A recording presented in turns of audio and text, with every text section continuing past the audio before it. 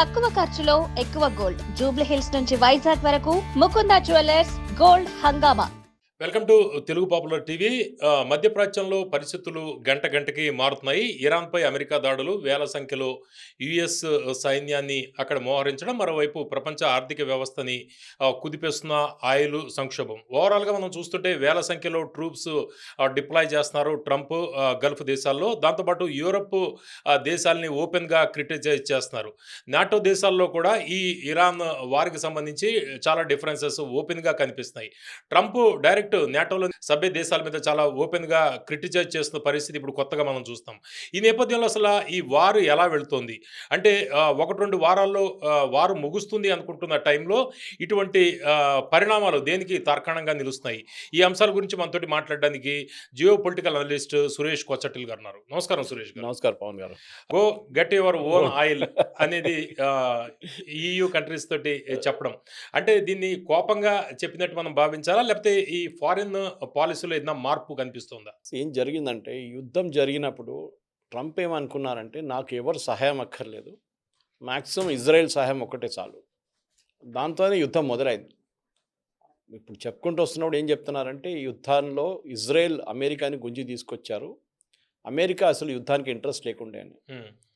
కానీ నిజం అది కాదు. ఒమానీ ఫారిన్ మినిస్టర్ ఒక పాత వీడియో ఇవాళ బయటకు వచ్చింది. పాతదని కాదు, యుద్ధం మొదలైన రోజు ఉన్న వీడియో. ఆయన ఏమన్నారంటే లాస్ట్ జూన్లో మీకు గుర్తుంటుంది ఒక బాంబింగ్ క్యాంపెయిన్ ఉండే, B-2 బాంబర్స్ తీసుకొచ్చి ఇరాన్లో ఉన్న న్యూక్లియర్ సైట్స్ మీద కొట్టారు వీళ్ళు. అప్పుడు అన్నారు మొత్తం ధ్వంసం అయిపోయింది, వాళ్ళ న్యూక్లియర్ ప్రోగ్రామ్ లేదు అని చెప్పారు. ట్రంప్ పెద్ద అనౌన్స్మెంట్ చేశారు. కానీ ఒక వారం తర్వాత పెంటగన్ వాళ్ళ ఒఫీషియల్ రివ్యూలో శాటిలైట్ పిక్చర్స్ అని చెక్ చేసి చెప్పారు అట్లేం కాలేదు, కొంచెం డ్యామేజ్ జరిగింది కానీ కంప్లీట్గా మేము దాన్ని అబ్లిటరేట్ చేయలేకపోయామని చెప్తున్నారు. అంటే మొత్తం ధ్వంసం చేయలేకపోయామంటున్నారు. దాని తర్వాత అప్పుడు ఒమానీ ఫారిన్ మినిస్టర్ ఏమన్నారంటే మేము ఆ టైంలో దానికన్నా ఒక వారం ముందు 10 రోజుల ముందు మేము మాట్లాడుతున్నాం. ఒకవైపు అమెరికా కూర్చున్నారు, ఒకవైపు ఇరాన్ కూర్చున్నారు, ఇటువైపు మేమున్నాం, జెనీవాలో కూర్చొని మాట్లాడుతున్నాం. మేము ఆల్మోస్ట్ ఒక ఒప్పందానికి వచ్చేసాం. అప్పుడు వీళ్ళు వెళ్ళి బాంబు వేసేసారు. అంటే వారేమంటున్నారు ఇరాన్, మేము అమెరికాని ఎట్లా నమ్మాలి? అమెరికా అంటున్నారు కదా they are ready for talks. ఏం టాక్స్? మేము ఎప్పుడు మీతో మాట్లాడి రెడీగా ఉన్నప్పుడు మీరు వచ్చి బాంబు వేసేస్తున్నారు. నెక్స్ట్ టైం ఏం గ్యారంటీ ఉంది మళ్ళీ మీరు చేయరని అని ఇరాన్ ఒక లాజిక్, అది విచ్ ఇస్ కరెక్ట్. రెండోసారి ఇప్పుడు ఫిబ్రవరి 28 జరిగిన బాంబింగ్ కన్నా 15-20 రోజుల ముందే US, ఇరాన్, ఒమాన్ అగైన్ కూర్చొని మాట్లాడుతున్నారు జెనీవాలో. ఇప్పుడు కూడా ఒక ఒప్పందానికి ఆల్మోస్ట్ వచ్చేసారు. ఒప్పందం డీటెయిల్స్ ఆయన వీడియోలో చెప్పారు. దాంట్లో క్లారిటీ ఏం లేదంటే ఇది ఫస్ట్ టైం జరిగినప్పుడా సెకండ్ టైం జరిగినప్పుడా ఈ ఇరాన్ ఈ ఆప్షన్ ఇచ్చారనేది క్లారిటీ లేదు. కానీ అప్పుడు ఇచ్చిన ఇప్పుడు ఇచ్చిన 6 నెలలు 8 నెలలు డిఫరెన్సే ఉంది, పెద్ద డిఫరెన్స్ ఏం లేదు. కానీ ఆప్షన్ ఏముండే అంటే వీళ్ళ దగ్గర ఉన్న 450 కిలోల uranium of high purity bomb material కోసం తయారు చేసుకున్న యురేనియంని డౌన్గ్రేడ్ చేసి కానీ ప్యూరిటీ తగ్గించి దాన్ని నాన్ వెపన్ గ్రేడ్ యురేనియంగా మార్చాలి ఫస్ట్. అంటే 60% ప్యూరిటీ ఉన్నదాన్ని అనుకోండి, దాన్ని 20% తీసుకొచ్చి దాని నుంచి ఫ్యూయల్ రాడ్స్ తయారు చేస్తారు.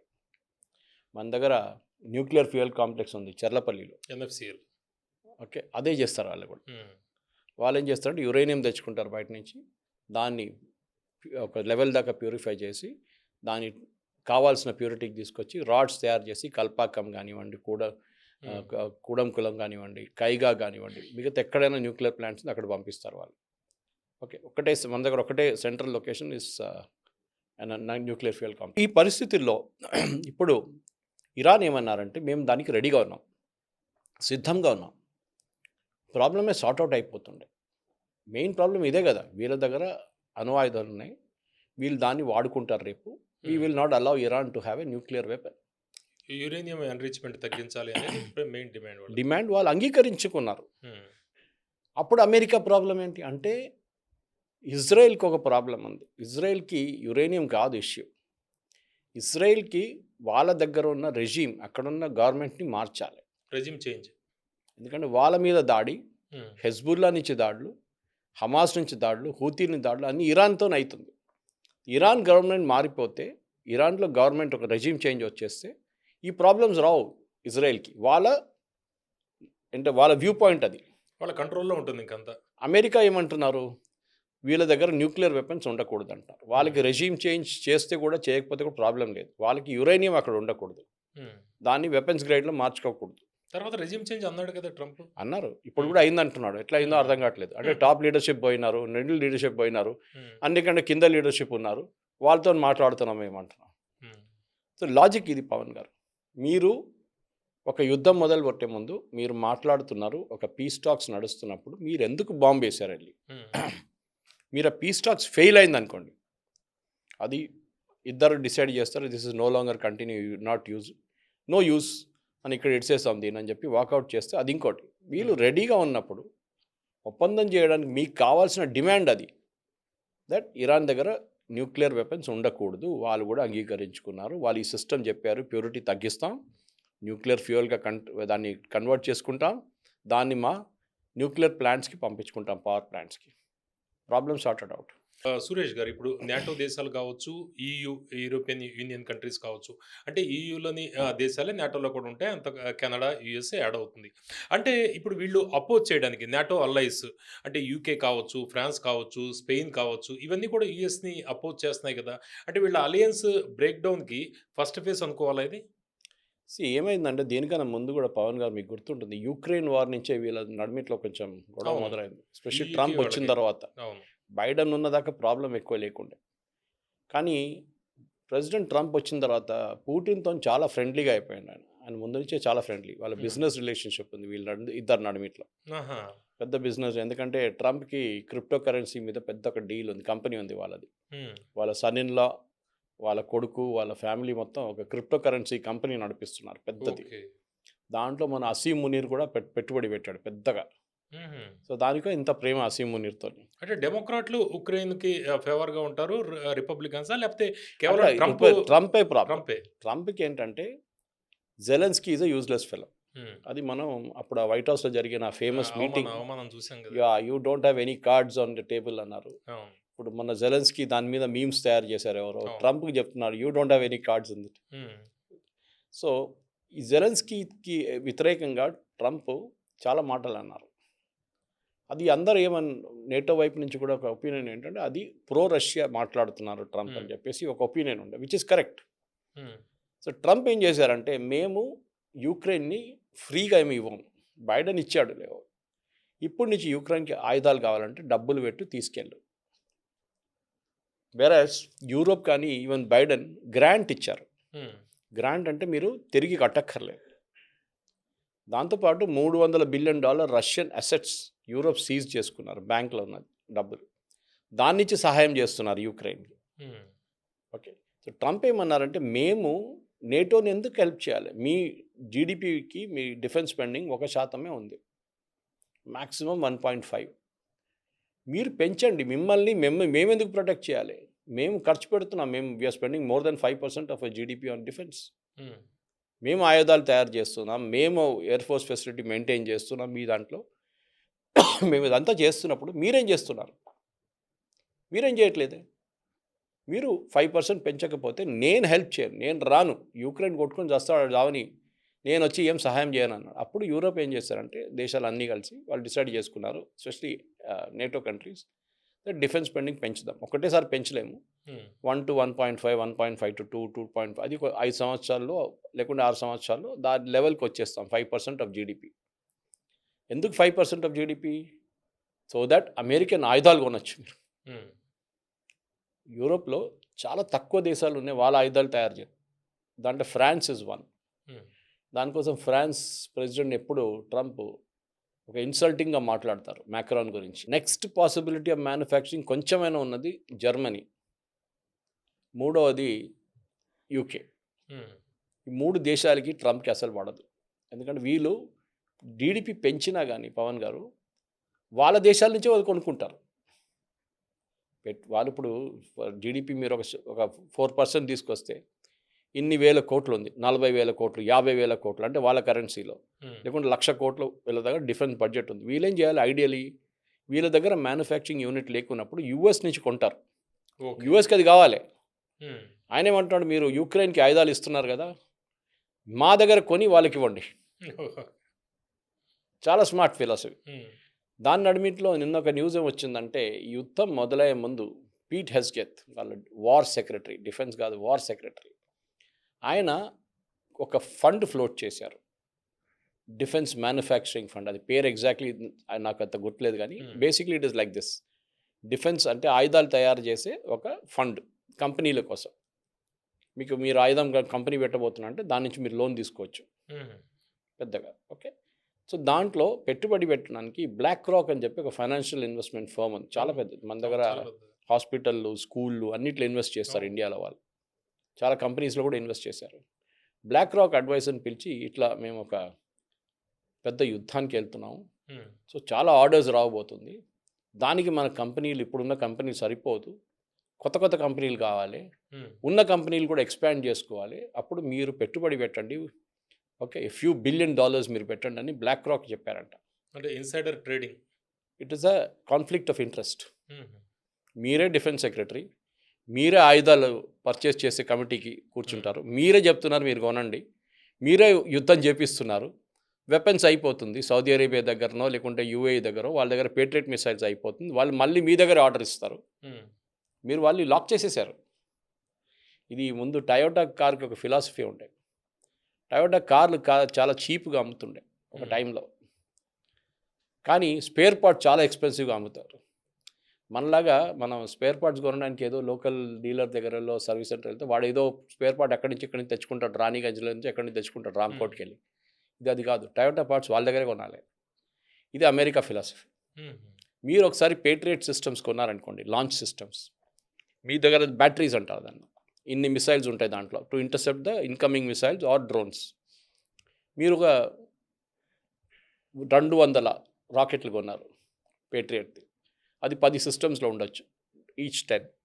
లాంచ్ ఉంటుంది మీద, లాంచర్ ఎక్కడ పోదు, కానీ దాంట్లో పెట్టాల్సిన మిసైల్స్ అయిపోయినాయి. ఓకే, మీరు ఫైర్ చేసి వాళ్ళ డ్రైవ్స్కి 20 పంపిస్తున్నారు, దాన్ని ఇంటర్సెప్ట్ చేస్తున్నారు. అప్పుడు ఏం చేస్తారు, మీరు మళ్ళీ ఆర్డర్ పెడతారు. ఎవరికి ఆర్డర్ పెట్టాలి? ఎవరు మీకు సప్లై చేసిండో వానికి ఆర్డర్ పెట్టాలి కదా. ఈ పేట్రియట్ మిసైల్లో మీరు ఫ్రాన్స్ నుంచి ఒక మిసైల్ తీసుకొచ్చి దాంట్లో పెట్టలేరు, సెట్ అవుతుంది, మ్యాచ్ అవుతుంది. సో బిజినెస్ అది రీఫిల్స్. ఇప్పుడు సౌదీ అరేబియా 100 F-35 ఆర్డర్ చేశారు, 10 సంవత్సరాలు పడుతుంది అది అప్పుడు దాకా F-35 పేరే మారిపోతుంది, ఇంకేమైనా పేరు అయిపోతుంది. అప్పుడు సౌదీ అరేబియా 100 F-35 పెట్టుకుని ఏం చేస్తారు సార్ చెప్పండి? వాళ్ళంత పెద్ద రాజ్యం, correct, big size wise they are big, కానీ వాళ్ళు ఏ యుద్ధానికి వెళ్ళారు ఇప్పుడు దాకా. మొన్న యుఏఈ వాళ్ళ ఒక పార్ట్నర్ యెమెన్లో ఉన్న వాళ్ళ మీద దాడి చేశారు. Okay, that is only thing they have done. దానికన్నా ముందు ఎప్పుడో ఒక 2, 3, 4 సంవత్సరాల ముందు ఇదే హూతీల మీద బాంబింగ్ చేశారు. దానికి మీకు 100 ఎయిర్క్రాఫ్ట్లు అక్కర్లేదు, మీకు 20 ఉంటే కూడా, ఒక స్క్వాడ్రన్ ఉంటే కూడా చాలు, 18 చాలు, 16-18 చాలు, 2 స్క్వాడ్రన్లు పెట్టుకోండి, 32 చాలు. కానీ ఎందుకు చేస్తున్నారు? బికాస్ యుఎస్ని హ్యాపీగా పెట్టుకోవాలి. యుఎస్ ఏం చెప్తున్నారు, మేము మీ దాంట్లో ఒక బేస్ పెట్టుకుంటాం, 2 బేస్లు పెట్టుకుంటాం, 3 బేస్లు పెట్టుకుంటాం, ఎయిర్ ఫోర్స్ బేసెస్, కావాలంటే ఒక నేవల్ బేస్ కూడా పెట్టుకుంటాం, మాకు మీరు దానికి రెంట్, మేము అక్కడ ఉండడానికి మీరు మాకు డబ్బులు ఇవ్వాలి, మా ఖర్చు. దాంట్లో 4,000 మంది పనిచేస్తారు ఫర్ ఎగ్జాంపుల్ వాళ్ళ బేస్. అలౌద్ ఉంది ఖతర్లో, అలౌద్ బేస్లో 8,000 మంది పనిచేస్తున్నారు. Qatar is paying the full bill for that. అంటే అవసరం ఉన్నా లేకపోయినా వీళ్ళు వెపన్స్ ఇవన్నీ కూడా విపరీతంగా కొంటున్నారు. సురేష్ గారు, ఇంకోటి కూడా మనకి సెకండ్ వీక్, ఈ వార్ స్టార్ట్ అయిన సెకండ్ వీక్ ఒకటి వచ్చింది ఏంటంటే, ట్రంప్ కొడుకులకి ఈ కొన్ని డ్రోన్స్కి సంబంధించిన వాళ్ళు షేర్లు ఏ కంపెనీలో ఉన్నాయో డ్రోన్లు కొన్ని ఆర్డర్ ఇచ్చారు, అందరూ కూడా కొంత జరిగిందని చాలా విమర్శలు వచ్చాయి. ఉన్నాయి. ఇన్ఫ్యాక్ట్ ట్రంప్ కొడుకు, ట్రంప్ సన్నిలో ఇద్దరికి కాన్ఫ్లిక్ట్ ఆఫ్ ఇంట్రెస్ట్ ఉంది. ఎందుకంటే వీళ్ళకి చాలా మటుకు ఇన్సైడ్ ఇన్ఫర్మేషన్ ఉంటుంది వీళ్ళ దగ్గర. ఎక్కడో డిస్కషన్ జరిగింది. Steve Witkoff and Jared Kushner వాళ్ళ సన్నిలో, ట్రంప్ సన్నిలో చాలా మటుకు తిరుగుతున్నారు. ఓకే, ఈ టాక్స్ ఫెయిల్ అయిందే కారణం అది. ఈసారి నడిచిన టాక్స్లో ఒమానీ ఫారెన్ మినిస్టర్ అంటున్నారు, మేము రెడీగా ఉన్నాం సంతకం పెట్టడానికి అని చెప్పినప్పుడు, Jared Kushner and Steve Witkoff వీళ్ళిద్దరికీ డిప్లొమాటిక్ ఎక్స్పీరియన్స్ లేదు, నెగోసియేషన్ ఎక్స్పీరియన్స్ రియల్ ఎస్టేట్లో ఉంది. రియల్ ఎస్టేట్ నెగోసియేషన్ ఇంకొక వైపు వెళ్తుంది, దేశం నడుపుతున్నప్పుడు ఫారిన్ పాలసీ నెగోసియేషన్ ఇంకో వైపు ఉంటుంది. ఎయిర్క్రాఫ్ట్ హైజాక్ చేసిన హైజాకర్స్తో మాట్లాడుతున్న ఇంకొక స్కిల్ ఉంటుంది. అది అన్నిటికీ ఒక స్కిల్ ఉంటుంది. ఓకే, హైజాకర్స్ మీరు కిడ్నాప్ చేసిన వాళ్ళు ఉంటారు కొంతమంది, వాళ్ళతో మాట్లాడడానికి స్పెషలిస్ట్ ఉన్నారు, వాళ్ళకి తెలుసు వీళ్ళతో ఎట్లా మాట్లాడాలని. మెల్లగా వాళ్ళని దింపి కిందకి తీసుకొస్తారు. హ్మ్. వాడు అంటాడు ఫస్ట్ నాకు ఇంత డబ్బులు కావాలి, అది కావాలి, ఇది కావాలి అంటాడు కిడ్నాపర్. కాదు మనం మాట్లాడదాం అసలు. ఏం చేస్తున్నావు నువ్వు? ఎందుకు ఇట్లా మెల్లగా ఆయన కిందకి దింపుతుంది. అది నెగోసియేషన్ స్కిల్ అది. అవును. డిప్లొమాటిక్ లెవెల్లో మీరు చేస్తున్నప్పుడు మీ అపోనెంట్ మైండ్లో వెళ్ళి ఆలోచించాలి వాడు ఏం చేయబోతున్నాడని. నేను ముందు ఒక జాపనీస్ బిజినెస్ మ్యాన్తో ఒకసారి మీటింగ్ అంటే ఇన్ఫార్మల్ మీటింగ్లో మాట్లాడుతూ అడిగాను, మీ నెగోసియేషన్ స్కిల్ జాపనీస్ చాలా స్మార్ట్ ఉంటారని చెప్పారు, మీ స్కిల్ సీక్రెట్ ఏంటి సార్ అని అడిగాను. హ్మ్. సురేష్, మా దగ్గర మీ ఇండియన్స్ వస్తారు కదా, ఒక హోటల్లో ఉంటారు, ఓకే, హిల్టనో లేకుంటే షెరటనో ఏదైనా పెద్ద హోటల్లో ఉంటారు. మేమేం చేస్తామంటే మా పూర్వలు వెళ్ళి కనుక్కుంటారు వీళ్ళు చెక్అవుట్ ఎప్పుడు చేస్తున్నారని. హ్మ్. మేము ఆ చెక్అవుట్ రోజు దాకా మేము నెగోషియేట్ చేస్తూ ఉంటాం హార్డ్గా. సాయంత్రం 6 గంటలకు ఫ్లైట్ ఉంటే వీడు 1 గంట నుంచి వాచ్ చూడడం మొదలు పెడతాడు. డెస్పరేట్ అయిపోతాడు వీడు. ఆ. డీల్ లేకుండా వెళ్ళలేడు రిటర్న్. ఆ. ఆ టైంలో వాడు ఏం పెట్టినా కానీ లాస్ట్ సంతకం పెట్టి కోపంతో వెళ్ళిపోతాడు. ఎందుకంటే మళ్ళీ దానికోసం ఇంకో ఫ్లైట్ తీసుకొని 10 మంది రావాలి దానికోసం. ఆ. ఇది నెగోసియేషన్లో స్కిల్ ఒక పార్ట్. కానీ ఇప్పుడు చెప్తున్నా ఏంటంటే Steve Witkoff and Jared Kushner golden opportunity ఉండే ఇరాన్తోని ఈ సంతకం పెట్టి ఒప్పందం పెట్టడానికి. హ్మ్. అది వాళ్ళు ట్రంప్ దగ్గర ఏం చెప్పారంటే వీడు అసలు ఇరాన్ ఫెలోస్ యూజ్లెస్, వీడిని ట్రస్ట్ చేయలేము, మీరు యుద్ధం మొదలు పెట్టేసేయండి అని. హ్మ్. దానికోసం ఇప్పుడు మళ్ళీ ఇరాన్తో మాట్లాడుతున్నారు అని చెప్పినప్పుడు కూడా ఇరాన్ అంటున్నారు, డినై చేస్తున్నారు. కానీ హ్మ్. ఇరాన్ అంటున్నారు ఇప్పుడు మీరు ఎప్పుడైనా మాట్లాడడానికి వస్తే ఇప్పుడు మేము ఫ్యూచర్లో కూడా this 2 fellows should not come. Jared Kushner and Steve విట్కాఫ్ని తీసుకురాకండి. మీ వైస్ ప్రెసిడెంట్ జేడీ వ్యాన్స్ని పంపించండి, మార్కో రూబియోని పంపండి, సెక్రటరీ ఆఫ్ స్టేట్. వీళ్ళిద్దరూ యుద్ధం గురించి చాలా తక్కువ మాట్లాడారు, మీరు చూసుంటారు. అవును. జేడీ వ్యాన్స్ అయితే అసలు మాట్లాడలేదు యుద్ధం గురించి. ఒక్క ప్రెస్ మీట్లో సైడ్కి నిలబడ్డాడు. He was totally against the war. అవును. ఆయనకు తెలుసు లాంగ్ టర్మ్ డ్యామేజెస్ ఏం జరగబోతుందని. యుద్ధం ఎక్కడి నుంచి మొదలైంది కానీ ఎక్కడో వెళ్ళి ఎండ్ అవుతుందని చాలా మంచిగా జేడీ వ్యాన్స్కి తెలిసింది. ఈ పరిస్థితుల్లో మీరు అడిగిన ప్రశ్నకి నెగోసియేషన్స్ ముందుకెళ్తుందా లేకుంటే యుద్ధం ఇంకా నడుస్తుందా అనేది ప్రశ్న ప్రెసిడెంట్ ట్రంప్ ముందుంది. సురేష్ గారు, ఇప్పుడు ఓవరాల్‌గా ఈ వార్ స్టార్ట్ అయ్యాక సంక్షోభం అంతా మనకు వచ్చింది. స్ట్రైట్ ఆఫ్ హార్మోజ్ దగ్గర నుంచే మనకి సంక్షోభం వచ్చింది. దాని మీద కంట్రోల్ తెచ్చుకోవడానికి యూఎస్ ప్రయత్నించడం, ఈయూ వాళ్ళ సపోర్ట్ అడగడం, వాళ్ళు నో అని చెప్పడము, అయితే ఇంకా ప్రయత్నించడం, వీళ్ళ ట్రూప్స్ పంపించడం, ఇవన్నీ కూడా మనం చూసాం. ఇప్పుడు అప్పర్ హ్యాండ్ కనిపిస్తుంది అక్కడ ఇరాన్‌దే. ఎందుకంటే ఇరాన్ ఆల్రెడీ టోల్ ట్యాక్స్ కొంత వసూలు చేస్తుంది. మనం రోజు చూస్తాం 18 కోట్లు, మన ఐఎన్ఆర్‌లో చూస్తే 18 క్రోర్స్ ఒక షిప్ వాళ్ళు ఇచ్చారు. ఇంకో షిప్ వాళ్ళు 19 క్రోర్స్ ఇచ్చారు. అంటే గతంలో ఈ టోల్ ట్యాక్స్ లేదు. ఈ యుద్ధం స్టార్ట్ అయ్యాక ఇరాన్ వాడు టోల్ ట్యాక్స్ అంటే రియంబర్స్మెంట్, వాడు వార్‌లో జరిగిన నష్టానికి రియంబర్స్మెంట్ లాగా కరెక్ట్. వసూలు చేస్తున్నాడు. అంటే ఇప్పుడు ఏంటి యూఎస్ దాన్ని వదిలేసిందా స్ట్రెయిట్ ఆఫ్ హార్మోజ్‌ని? ఇదే ఇప్పుడు ప్రెసిడెంట్ ట్రంప్ ముందున్న పెద్ద ఇష్యూ. హ్మ్. ప్రెసిడెంట్ ట్రంప్ ఏమనుకున్నారంటే బూట్స్ ఆన్ ద గ్రౌండ్ పెడితే ఆఫ్ఘనిస్తాన్ లాగా నాతో పాటు నేటో వాళ్ళు కూడా వస్తారు. ఆఫ్ఘనిస్తాన్లో అదే జరిగింది కదా. ఆ. చాలామంది యుఎస్ సోల్జర్స్ చనిపోయారు అక్కడ. వాళ్ళు చనిపోవడంతో తోడు యూకే సోల్జర్స్ 450 మంది చనిపోయారు. మొన్న ప్రెసిడెంట్ ట్రంప్ ఈ యుద్ధం మొదలైనప్పుడు అక్కడ కేర్ స్టామర్ని ఒక స్టేట్మెంట్లో చాలా మటుకు ఇన్సల్ట్ చేశాడు. ఆఫ్ఘనిస్తాన్లో మీరు ఏం చేశారు, మీరు ఏం చేయలేదు, మేమే చేసినంత, మీరంతా పక్కన కూర్చొని తమాషా చూస్తున్నారని చెప్పారు. అప్పుడు యూకేలో చాలామంది కోపం వచ్చింది. ఎస్పెషలీ దోస్ హూ లాస్ట్, వాళ్ళ పిల్లల్ని కోల్పోయిన చాలామంది పేరెంట్స్ ఉన్నారు, హస్బెండ్స్ని కోల్పోయిన చాలామంది వైఫ్స్ ఉన్నారు. హ్మ్. వాళ్ళు అన్నారు మా దగ్గర నుంచి 450 మంది చనిపోయారు ఆఫ్ఘనిస్తాన్లో మీ యుద్ధాని కోసం. ఏ యుద్ధం? ఒక తాలిబాన్ని జరిపి ఇంకో తాలిబాన్ తీసుకురావడానికి. అదే జరిగింది కదా. అప్పుడు ఒక తాలిబాన్ని కొట్టడానికి వెళ్ళారు, లాస్ట్ యూఎస్ పారిపోయారు, నేటో పారిపోయారు. ఇప్పుడు తిరిగి మళ్ళీ అదే తాలిబాన్ వచ్చారు. అవును. ఇరాన్లో కూడా అదే జరిగింది కదా. మీరు ఒక ఖమేనీని తీసేశారు, ఇంకో ఖమేనీ వచ్చి కూర్చున్నాడు. అవును. This fellow is more hard line than his father. అవును. ఇప్పుడు మీకు అనిపిస్తున్నాడు అది వాడే బెటర్ డీల్ ఉండే, వాడితో మాట్లాడుతున్న బాగుంటే వాడిని చంపేస్తాం మనం వెళ్ళి. ఇది పరిస్థితి. హ్మ్. సో ఈ స్ట్రెయిట్ ఆఫ్ హార్మోజ్ మనందరూ తెలిసిందే, ఇదొక క్యాజువాలిటీ అవుతుంది ఈ వార్లో అని చెప్పి చాలా క్లియర్గా తెలుసు పవన్ గారు, చాలా క్లియర్గా, అబ్సల్యూట్లీ డౌట్ లేదు దాంట్లో. ఎందుకంటే ఇరాన్ దగ్గర ట్రంప్ కార్డ్ అదే ఉండే మెయిన్గా. హ్మ్. వాళ్ళకి తెలుసు ఏదో ఒక రోజు మా ఆయుధాలు అయిపోతాయి, ఏదో ఒక రోజు మా మొత్తం ఎయిర్ ఫోర్స్ని ధ్వంసం చేస్తారు, ఏదో ఒక రోజు మా సిటీస్ని ధ్వంసం చేస్తారు, మా న్యూక్లియర్ ప్రాజెక్ట్స్ నిన్న కొట్టారు చూడండి, ఇస్ఫహాన్ మీద కొట్టారు, అవును. అట్లాంటి ప్రాజెక్ట్స్ అంతా పోతుంది అని. కానీ మా దగ్గర ఉన్న ట్రంప్ కార్డ్ ఒకటి ఇది, strait of Hormuz. Strait of Hormuz control చేస్తే ఇది అప్పుడు సద్దాం హుసేన్తో జరిగిన యుద్ధంలో ఇరాన్ నేర్చుకున్న చాలా పెద్ద ఒక లెసన్. ఓ 10-year వార్ జరిగింది చూడండి సద్దాం అవును, హుసేన్తో అవును. 80sలో. అప్పుడు ఇరాన్కి అర్థమైంది ఇట్లాంటి ఒక పొజిషన్ ఉండొచ్చు రేపు. అప్పుడు ట్యాంకర్ వార్ అని పెట్టారు దానికి పేరు. ఉమ్, ఇరాక్ ట్యాంకర్ మీద దాడి చేస్తుండే, ఇరాన్ ట్యాంకర్ మీద దాడి చేస్తుండే, మొత్తం ట్రాఫిక్ అంతా ఆగిపోయింది. అప్పుడు ఇద్దరు అపోనెంట్స్ ఉన్నారు, ఇక్కడ ఒక్కరే ఉన్నారు. ఇప్పుడు అవును. ఇరాన్ ఒక వైపు నుంచి కూర్చొని చెప్తున్నా, థ్రెటన్ చేస్తున్నా. ఇప్పుడు ట్రంప్ ఏమంటున్నా చూడండి, నేనెందుకు తీసుకోవాలి, నేనెందుకు ట్రూప్స్ని పంపించాలి, నాకేం పోయిందని. కావాలంటే మీరు మిస్టర్ కియర్ స్టామర్, ఉమ్, మీరు మీ షిప్పులు పంపించి మీరు ఏమైనా చేసుకొని మీరే తెచ్చుకోండి ఆయిల్, నాకేం పని లేదు, um, you take care of it. And mister Macron, you also do the same thing. కావాలంటే ఆయిల్ నా దగ్గర ఉంది, వెళ్ళి తీసుకెళ్ళండి, గ్యాస్ కూడా నా దగ్గర ఉంది. లేదు మా దగ్గర వద్దు యూఎస్ నుంచి అంటే మీరే వెళ్ళి స్ట్రెయిట్ ఆఫ్ హార్మూజ్ ఓపెన్ చేసి మీరే తీసుకెళ్ళిపోండి.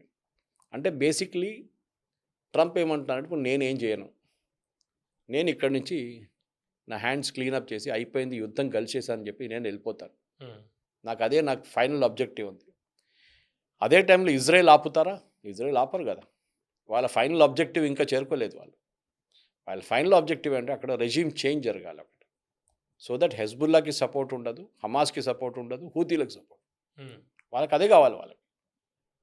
సో ఇప్పుడు చూస్తున్నారు మీరు లెబనాన్లో ఏం జరుగుతుంది అనేది. లెబనాన్లో వాళ్ళు బియాండ్ ఒక river point, literally river cross చేసి ముందుకు వెళ్ళిపోయారు. ఇజ్రాయెల్లో కూడా చాలా మటుకు వ్యతిరేకత ఉంది దానికి. చాలామంది చనిపోయారు ఇజ్రాయలీ సోల్జర్స్. లాస్ట్ 1 వీక్లోనే 11 మంది చనిపోయారు. ఉమ్. అంతా 21, 22, 23 year old బాయ్స్. మీరు హూతీల గురించి చెబుతున్నారు కాబట్టి హూతీలు డైరెక్ట్ రంగంలోకి దిగితే మరింత సమస్య పెరిగే అవకాశం ఉంది కదా, నెక్స్ట్ లెవెల్కి వెళ్ళే అవకాశం ఉంది కదా. ఆల్రెడీ వాళ్ళు అనౌన్స్ కూడా చేశారు. ఈ హూతీల మీద అడ్వాంటేజ్ ఏంటంటే, హూతీలు దిగారనుకుంటే సౌదీ అరేబియా ఇన్వాల్వ్ అవుతారు. ఉహు, మీకు గుర్తుంటుంది, ఒక 2 నెలల ముందు సౌదీ అరేబియా అండ్ యూఏఈ పెద్ద ఒక ఘర్షణ జరిగింది యమన్లో. ఉమ్, అక్కడే కదా హూతీలు కూర్చున్నారు. అవును. దాని బ్యాక్గ్రౌండ్ బహుశా మీకు అప్పుడు చెప్పుంటాను. ఒకటి, ఒక ఒఫీషియల్ గవర్నమెంట్ అక్కడ ఉందంటే ఉంది పేరు కోసం. ఉమ్, వాళ్ళ దగ్గర కంట్రీది 1/3 కూడా లేదు వాళ్ళ దగ్గర చేతిలో. ఇంకొక 1/3 ఏమో హూతీల దగ్గర ఉంది. అండ్ హూతీలోకి సండింగ్, సపోర్ట్, మిసైల్స్, ఆయుధాలు ఏదో అన్ని ఇచ్చేది ఇరాన్. ఇక్కడ ఒఫీషియల్ గవర్నమెంట్ ఉంది. ఉమ్, ఈ ఒఫీషియల్ గవర్నమెంట్ని సపోర్ట్ చేసేది సౌదీ అరేబియా. ఉమ్, ఇటువైపు సదర్న్ అలయన్స్ అని చెప్పి ఒకటి ఉంది, సదర్న్ టెరిటరీ అలయన్స్. అక్కడ ఉన్న ఒక రెబెల్ ఫ్యాక్టర్ ఉంది. వీళ్ళు గవర్నమెంట్తో పోరాడుతున్నారు, యమనీ గవర్నమెంట్తో. ఉమ్, వాళ్ళని సపోర్ట్ చేసేది యూఏఈ. యూఏఈకి సౌదీ అరేబియాకి చాలా రోజుల నుంచి ఒక ఎక్స్పాన్షనిస్ట్ పాలసీ ఉంది పవన్ గారు. అంటే వాళ్ళు అంటున్నారు, మేము మా ఇన్ఫ్లుయెన్స్ మా దేశం బయట కూడా చూపించాలి. ఇరాన్ ఏం చేస్తున్నారు? ఇరాన్ హూతీ, హెజ్బుల్లా అండ్ హమాస్ని ఎందుకు ఆయుధాలు ఇచ్చారు, ఎందుకు ఫైనాన్షియల్ సపోర్ట్ ఇచ్చారు, ఎందుకు టెక్నికల్ సపోర్ట్ ఇచ్చారు? ఎందుకు టెక్నికల్ వాళ్ళ రెవల్యూషనరీ గార్డ్ చీఫ్స్ని తీసుకెళ్ళి కూర్చోబెట్టారు అక్కడ వాళ్ళు. ఉమ్, ప్రాక్సీసే కదా వాళ్ళు. ఎందుకు అంటే, ఉమ్, వాళ్ళు అంటున్నారు, మేము ఇరాన్గా ఉండి మాకు we cannot achieve hour objective. ఏది? ప్యాలెస్టైన్. ఉమ్, మేము ఇజ్రాయెల్ దగ్గర ఉన్న 2 రాష్ట్రాలు మెయిన్గా హెజ్బుల్లా లెబనాన్లో, ఈ హమాస్ ఏమో గాజాలో కూర్చున్నారు. వాళ్ళకి మేము ఆయుధాలు ఇస్తాం, అన్నీ ఇస్తాం. సో దట్ ప్యాలెస్టీనియన్ కాజ్, ఎవరు ఈ అరబ్ నేషన్స్ అందరు కలిసి 1960s, 70sలో మాట్లాడారు దీని గురించి. దట్ ప్యాలెస్టైన్ కోసం మేము చేస్తాము, అది ఇదని యాసిర్ అరాఫత్ టైం నుంచి వీళ్ళు సపోర్ట్ చేశారు. కానీ ఏం చేయలేదు. ఇరాన్ ఒక వేకెంట్ స్పేస్ చూసుకున్నారు అక్కడ. ఏంటి, ప్యాలెస్టైన్ ఎవరు సపోర్ట్ చేయట్లేదు, ఎవరు ఆయుధాలు ఇవ్వట్లేదు వాళ్ళ కోసం. మేమే పని చేస్తాం, మేమే వాళ్ళకి ఆయుధాలు ఇస్తాం, మేమే వాళ్ళకి సపోర్ట్ ఇస్తాం. సో వీళ్ళు ప్యాలెస్టీన్ అథారిటీకి ఇవ్వలేదు. ప్యాలెస్టీన్ అథారిటీ అనేది Palestine liberation organisation, Yasser Arafat వాళ్ళ పొలిటికల్ వింగ్. తో అధికారం యాసిర్ అరాఫత్ చనిపోయిన తర్వాత, రాజా చంపిన తర్వాత ఇజ్రాయెల్ చేశారు ఆ పని. వీళ్ళేం చేశారంటే ప్యాలెస్టీన్ అథారిటీకి రైట్స్ ఇచ్చేశారు, గవర్నింగ్ రైట్స్. అంటే మీరు పరిపాలించారు, ఒకటి వెస్ట్ బ్యాంకు, ఒకటి గాజా. కానీ లెబనాన్లో జరిగినట్లని ఇక్కడ హమాస్ వాళ్ళు వచ్చి కూర్చున్నారు. ఎలక్షన్ లేదు, ఏం లేదు, వాళ్ళు వచ్చి కూర్చున్నారు అక్కడ. ఇది మా ఏరియా. అది వీళ్ళ వీక్నెస్ అన్నిటికంటే పెద్ద. ప్యాలెస్టీన్ అథారిటీకి ఒక ఆర్మీ అనేది లేదు. సో వాళ్ళు ఏం చేయలేకపోయారు. వాళ్ళు వెస్ట్ బ్యాంక్లో వెళ్ళి కూర్చున్నారు, వీళ్ళు మొత్తం గాజా వీళ్ళు కంట్రోల్ చేస్తున్నారు, హమాస్. సో ఇరాన్కి ఇప్పుడు ఏం కావాలంటే ఆ ఎక్స్పాన్షనిస్ట్ పాలసీ ఒకటి ఉంది. దట్ మనం కంట్రీ ఎక్స్పాండ్ చేసుకుంటూ పోవాలి మిడిల్ ఈస్ట్లో. మేమే రాజులం, మేము మిడిల్ ఈస్ట్ గల్ఫ్ ఏరియా మొత్తం మేమే కంట్రోల్ చేస్తాం అని ఇరాన్కి ఒక స్ట్రాటజీ ఉంది. ఆ స్ట్రాటజీ సౌదీ అరేబియాకి నచ్చదు. మీకు గుర్తుంటుంది ఒక 10 సంవత్సరాల ముందు అనుకుంటాను హజ్‌కి ఇరానియన్ పిల్గ్రిమ్స్‌ని బ్యాన్ చేశారు హుహు. Saudi Arabia. మీరు రాకూడదని చెప్పి. ఎందుకంటే దానికన్నా ముందున్న సంవత్సరం అక్కడెళ్ళి ఏదో పొలిటికల్ ప్రొటెస్ట్ చేశారు వీళ్ళు. సో దాని వ్యతిరేకంగా అక్కడున్న రాజా అప్పుడున్న కింగ్ ఈ సెడ్ నథింగ్ డూయింగ్ బ్యాన్. ఒక సంవత్సరమే ఉండే బ్యాన్. దాని తర్వాత తీసేశారు అది. ఆళ్ళకి భయం ఏముందంటే ఏదో ఒక రోజు ఇరాన్ ఇదే ఇక్కడ కూడా ఎక్స్‌పోర్ట్ చేస్తారు. వాళ్ళ ఇంకొక యూనిట్ కూర్చోబెడతారు సౌదీ అరేబియాలో కూడా. హ్మ్. అండ్ సౌదీ అరేబియా రాజులకి వాళ్ళు ఏమంటారు they are the holy custodians of the two of the holiest sites in Islam. Hmm. Custodians వాళ్ళు. ఎవరు మెక్కా అండ్ మదీనా అని కస్టోడియన్స్ అనేది సౌదీ కింగ్స్. హ్మ్. వాళ్ళు అంటున్నారు మీరు ఇక్కడ వచ్చి గొడవ చేస్తే మళ్ళీ రేపు మా దేశం కూడా ఉండదు. మా దగ్గర ఆల్రెడీ ఒకడు ఉన్నాడు దీనికన్నా ముందు ఒసామా బిన్ లాడెన్ అని చెప్పి. ఇక్కడి నుంచి ఆఫ్ఘనిస్తాన్‌కి వెళ్ళాడు. వాడు చేసిన గొడవ మాకు తెలుసు. మేము ఇక్కడ ఎవరిని రానియం అట్లా. That is why Saudi Arabia is taking a very hard core stand. మీరు ఇప్పుడు కూడా చూస్తున్నారు. మీరు అడిగారు ఆ ప్రశ్న స్టార్టింగ్‌లో. యుద్ధం ఇంకా ముందుకు తీసుకెళ్లాలని చెప్పి కొన్ని అరబ్ రాజ్యాలు ఇప్పుడు కూడా ముందుకొస్తున్నారు. యూఎస్‌ని అర్జ్ చేస్తున్నారు. యూఎస్‌ని సపోర్ట్ చేస్తున్నారు. అవును. మేము డబ్బులు ఇస్తాం, ఆయుధాలు ఇస్తాం. మీరు ఇరానియన్ రెజిమ్‌ని ఫినిష్ చేయండి అని చెప్తున్నారు. Saudi Arabia is number 1. హుహు. దాని తర్వాత మిగతా అందరూ ఉన్న చిన్న చిన్న ప్లేయర్స్ కానీ మెయిన్ వాళ్ళకి అపోనెంట్ ఉన్నది సౌదీ అరేబియా. వాళ్ళకి ఇరాన్ ఈ ఈ రూపంలో రాకూడదు బయటికి. కొత్త రూపంలో రావాలి బయటికి అని చెప్పి సురేష్ గారు ఫస్ట్ వీళ్ళు దీని హర్మూజ్ స్ట్రైట్ ఆఫ్ హర్మూజ్ మీద దృష్టి పెట్టిన తర్వాత అది కంట్రోల్‌లోకి రాకపోయేటప్పటికి కర్గ్ ఐలాండ్ మీద పడ్డారు ట్రంప్ వాళ్ళు. అయితే యూఎస్ ట్రూప్స్‌ని కూడా అక్కడ డిప్లాయ్ చేస్తున్న పరిస్థితి. అయితే ఇప్పుడు గ్రౌండ్ ఆపరేషన్ అంటే అక్కడ న్యూక్లియర్ సైట్స్ మీద గ్రౌండ్ ఆపరేషన్ ఏదో చేసే అవకాశం ఏదైనా కనిపిస్తుందా? కర్గ్ ఐలాండ్‌లో న్యూక్లియర్ ఫెసిలిటీస్ లేదు. హ్మ్. కర్గ్ ఐలాండ్ వాళ్ళది main oil infrastructure. Oil infrastructure. వీళ్ళేం చేస్తారంటే వీళ్ళది వెల్స్ చాలా చోట్లలో ఉంటుంది. హ్మ్. Along the western flank of Iran. అవును. ఓకే. మొత్తం గ్యాస్ అయితే ఖతర్‌తోనే ఒక ఆయిల్ ఫీల్డ్ షేర్ చేస్తారు వాళ్ళు అవును. సీలో. అది కాకుండా వీళ్ళ ఆయిల్ ఫీల్డ్స్ వచ్చిన మొత్తం ఆయిల్ అంతా ఒకటే చోటకి పంప్ చేస్తారు వీళ్ళు. హ్మ్. దాన్ని ఖర్గ్ ఐలాండ్ అంటారు. ఖర్గ్ ఐలాండ్‌తో పాటు ఇంకొక ఐలాండ్ కూడా ఉంది. అది it's about 150 kilometres width length and 30 kilometres విడ్త్‌లో ఉంది. అక్కడ 150,000 మంది ఉంటారు దాంట్లో ఐలాండ్‌లో. హ్మ్. ఐలాండ్ గురించి మర్చిపోయాం. అది కూడా క్యాప్చర్ చేయాల్సి వస్తుంది. కానీ అక్కడ ఉన్నోళ్ళు ఊరుకుంటారా? ఊరుకోరు కదా! ఖర్గ్ ఐలాండ్ ఏమో వాళ్ళ గవర్నమెంట్ చేతిలో ఉంది. అంటే ఆఫీషియల్ ఆర్మీ ఉండొచ్చు అక్కడ. హ్మ్. మిగతా ఎవరు ఉండకూడదు. అఫ్‌కోర్స్ టెక్నీషియన్స్ ఉంటారు. ఈ ఆయిల్ ఫీల్డ్స్ మెయింటైన్ చేసేటోళ్ళు. సో ఈ ఆయిల్ అంతా పంప్ చేస్తారు. ఇరాన్ వెల్స్ ఎక్కడున్న వెల్ ఉన్నా ఖర్గ్ ఐలాండ్‌కి పంప్ చేస్తారు. ఖర్గ్ ఐలాండ్‌లో ఇక్కడ ఒక 10 సూపర్ ట్యాంకర్‌ని మీరు పక్కన నిలబడిపించి దాంట్లో పంప్ చేసుకోవచ్చు. ఫిల్ చేసుకోవచ్చు. 10 సూపర్ ట్యాంకర్స్. హుహు. చిన్న ultra high super tankers and super tankers.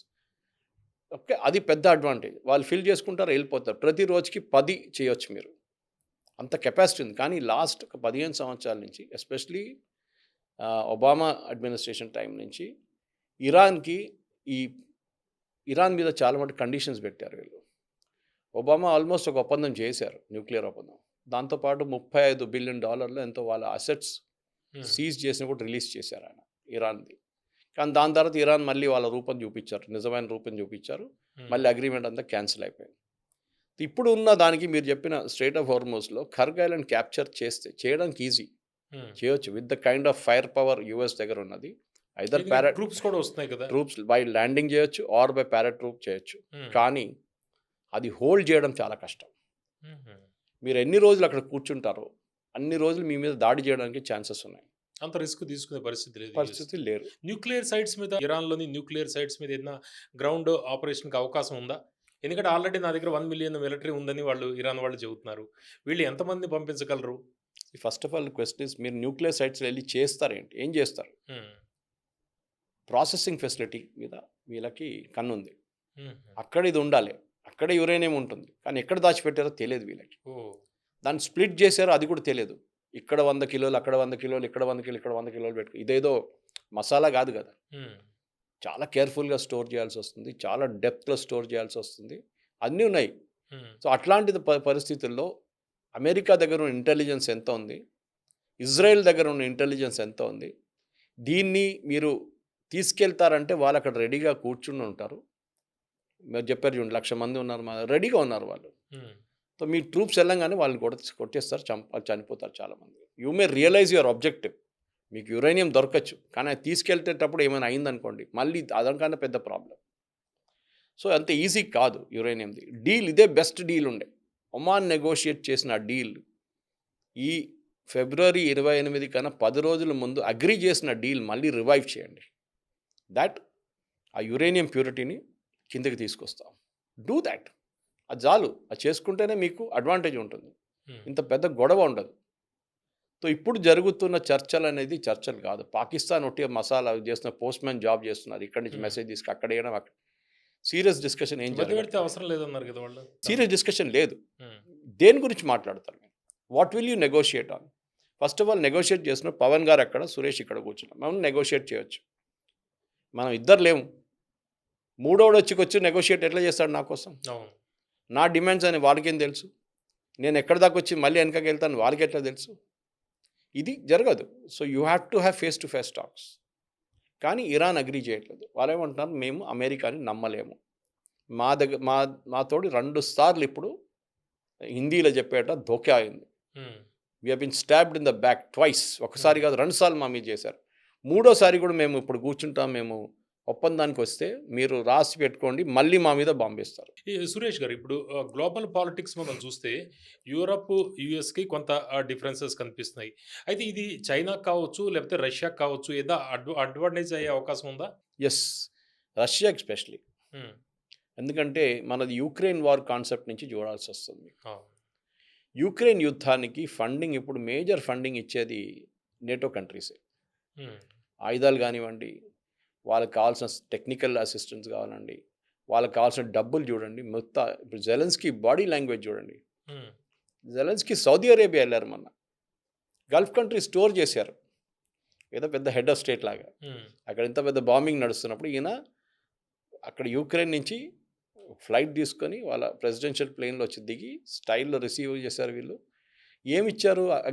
Ukraine, మాకు ఆయుధాలు ఆపడానికి స్కిల్ ఉంది మా దగ్గర. మేము రష్యా వైపు నుంచి వచ్చే షహీద్ డ్రోన్స్ మీ మీద దాడి చేస్తున్నారు చూడండి, ఇరాన్ మిసైల్ షహీద్ డ్రోన్, అది మా దగ్గర కూడా వీళ్ళు కూడా వాడుతున్నారు మా వ్యతిరేక. కానీ మేము దాన్ని అడ్డుకోవడానికి మాకు చాలా ఎక్స్పర్టీస్ వచ్చేసింది. ఇప్పుడు దాదాపు 60,000 డ్రోన్లు వాడారు.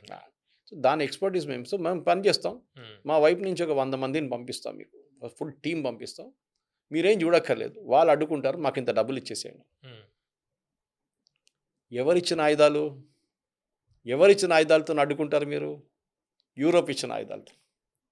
సో నేటోది ఇప్పుడు రోలు ఎక్కడికో వెళ్ళిపోయింది. ఇప్పుడు నేటో ఏమంటున్నారు, మీరు వీళ్ళ ఎయిర్ ఫోర్స్ ఫెసిలిటీ కానీ వీళ్ళ ఎయిర్ స్పేస్ ఎందుకు వాడడానికి అలౌ చేయట్లేదు? స్పెయిన్ కానివ్వండి, ఇటలీ కానివ్వండి, వాళ్ళకి భయం ఏంటంటే రేపు మా మీద కూడా దాడి జరగవచ్చు. అది అక్కడ మా కంట్రీలో జరగాలని లేదు. మా షిప్ ఎక్కడి నుంచో పోతుంది, ఆ షిప్ మీద కొడతారు. మా ప్రజలు ఎక్కడున్నారు వాళ్ళ మీద కొడతారు. ఇప్పుడు నిన్న వార్నింగ్ ఇచ్చిన దాని ప్రకారం అమెరికన్ కంపెనీస్ ఎక్కడెక్కడ పేరు కూడా ఇచ్చారు, పేరుతో సహా ఇచ్చారు. ఈ కంపెనీలు అన్నీ మేము కొడతామని చెప్పేసి. టెక్నాలజీ వాడుతున్నారు యుద్ధంలో. ఈ కంపెనీలు టెక్నాలజీ సహాయం చేస్తున్నాయి. సో మీరు ఆలోచించండి, ఆ కంపెనీ ఎంప్లాయీస్కి ఎంత టెన్షన్ ఉంటుంది ఇప్పుడు. దుబాయ్లో కానీ, అబుదాబిలో కానీ, షార్జాలో కానీ, మిగతా ఎక్కడైనా ఖతార్లో కానీ పెద్ద పెద్ద కంపెనీలన్నీ గూగుల్, అన్ని పేర్లు చెప్పారు. పారిపోతారు వాళ్ళు. ఎంప్లాయీస్ అంటారు మాకు ఇక్కడ ఉండక్కర్లేదు, మేము వెళ్ళిపోతా ఉంటారు వాళ్ళు. Nobody wants to sacrifice their life for somebody else's cause. ఎవడో ఇద్దరు పిచ్చోళ్ళు కొడుకుంటాను, మాకేం పోయింది, మేము వెళ్ళి మా ఇంట్లో కూర్చుంటాం అంటాడు. అదే జరుగుతుంది పవన్ గారు ఇప్పుడు. ఈ సిచ్యువేషన్లో నేటోకి ప్రెసిడెంట్ ట్రంప్ చేసిన ఇన్సల్ట్ తక్కువేం కాదు, చాలా ఘోరమైన ఇన్సల్ట్ అది. అంటే యుఎస్ అల్లైస్ డివైడ్ అవ్వడం వల్ల గ్లోబల్ ఆర్డర్ మారే అవకాశం ఉంది. కాదు, నేటోని నేను దీని తర్వాత చూసుకుంటా అన్నాను. గ్లోబల్ ఆర్డర్ అక్కడే వస్తుంది. నేను చూసుకుంటా. ఏం చూసుకుంటాడు? యుద్ధం అయినాక ఇది అంతా అయినాక నేను కూర్చుంటా నీతోని, నీ పని నేను చూసుకుంటా అంటారా. అంటే ఎవరికి అడ్వాంటేజ్? శాంక్షన్స్ లాంటివి ఉంటాయా? శాంక్షన్స్ ఉండవు. నేను మిమ్మల్ని ప్రొటెక్ట్ చేయను. రేపు రష్యా వచ్చి మిమ్మల్ని కొడితే నేను చప్పట్లు కొడతాను పక్కన కూర్చొని, కొట్టరా ఇంకా కొట్టు అంటారు. అప్పుడు నేను గుర్తొస్తాను. అప్పుడు మీరు ఏడుస్తారు, US please come and rescue us అంటారు. అది మా తమాషా. అది గిల్లుతాడు, రానున్న రోజుల్లో గిల్లే అవకాశం ఉంది. ఎందుకంటే end of the day America వాళ్ళ పవర్ చూపించడానికి ట్రై చేస్తున్నారు. వీళ్ళందరూ లైట్ తీసుకుంటున్నారు అమెరికా పవర్ని. వీళ్ళ లాజిక్ ఏంటంటే, మా దగ్గర యుద్ధం మొదలయ్యే ముందు మీరు అడగలేదు, యుద్ధం మొదలైన తర్వాత ఇప్పుడు మొత్తం మెస్ అయినప్పుడు ఇప్పుడు మమ్మల్ని వచ్చి మీరు మా దగ్గర మాతోని పెట్రోలింగ్ చేద్దాం, మాతోని కర్గ్ ఐలాండ్ పెట్టుకుందాం అంటే మేము రాము. నాకు తెలుసు ఇది లేనిపోయిన యుద్ధం, ఇది అక్కర్లేని యుద్ధం. దాంట్లో మేమెందుకు తలపెట్టాలి తీసుకొచ్చి? Sorry, we're not coming. మా ఎయిర్ ఫోర్స్ బేస్ వాడకండి, ఎందుకంటే మా మీద మళ్ళీ డ్రోన్లు మిసైల్తో మా మీద దాడి చేస్తారు, ఇజ్రాయెల్ మీద చేస్తున్నట్ల. So sorry, we cannot use it. దాంట్లో స్పెయిన్ ప్రెసిడెంట్ని చాలా ఘోరమైన లాంగ్వేజ్ తిట్టారు. స్టామర్ని అట్లీస్ట్ కొంచెం డిప్లొమాటిక్ లాంగ్వేజ్ చెప్పాడు, కానీ స్పానిష్ ప్రెసిడెంట్ అయితే ఉన్నదని చెప్పేశాడు.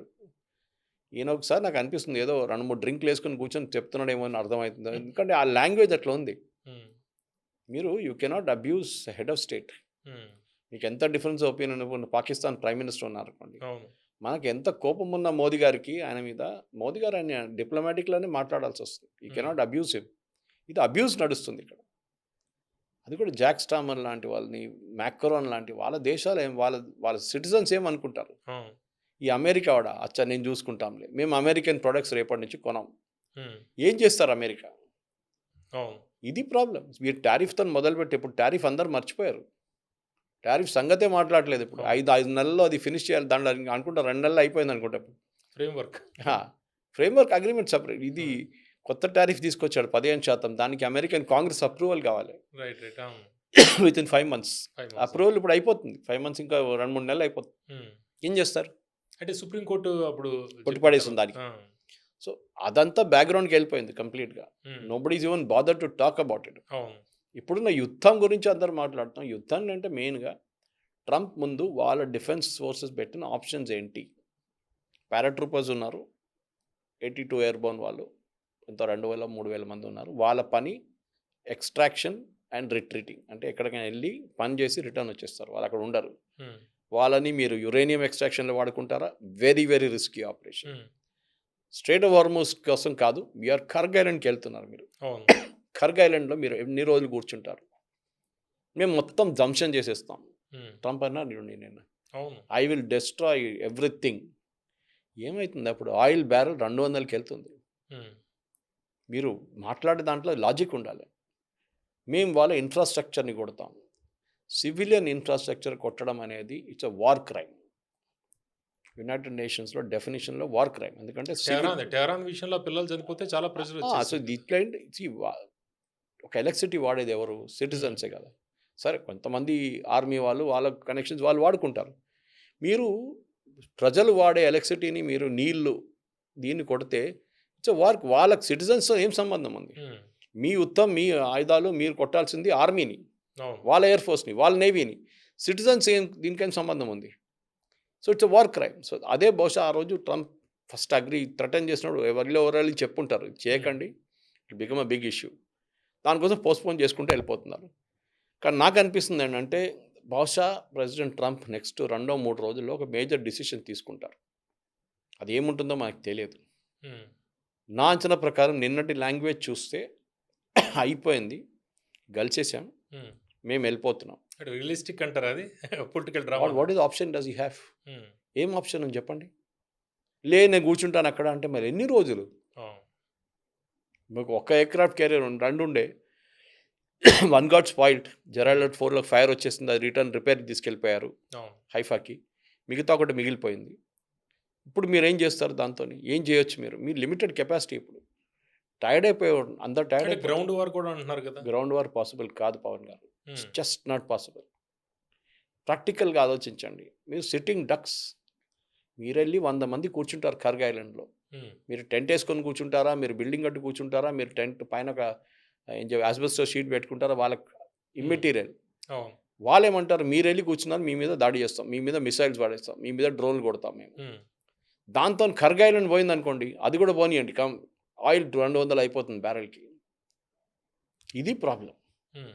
సో యూఎస్ గవర్నమెంట్కి ఇప్పుడు ఏంటంటే, ఇప్పుడు ట్రంప్ అదే అంటున్నారు కదా, నాకేం సంబంధం, నాకు కర్గ్ ఐలాండ్తో అస్సలు సంబంధం లేదు, మీకు కావాల్సిన ఆయిల్ మీరు తీసుకెళ్ళండి, నేను దాంట్లో పడను. This might be his last chance on that. దీని తర్వాత ఇంకా ఆప్షన్స్ ఏం లేవు, అంతా అయిపోయింది. ఇరాన్ ధ్వంసం చేయాల్సి అంతా చేసేసారు వీళ్ళు, ఉన్నది ఇదొక్కటే మిగిలింది, ఈ కర్గ్ ఐలాండ్ నుంచి.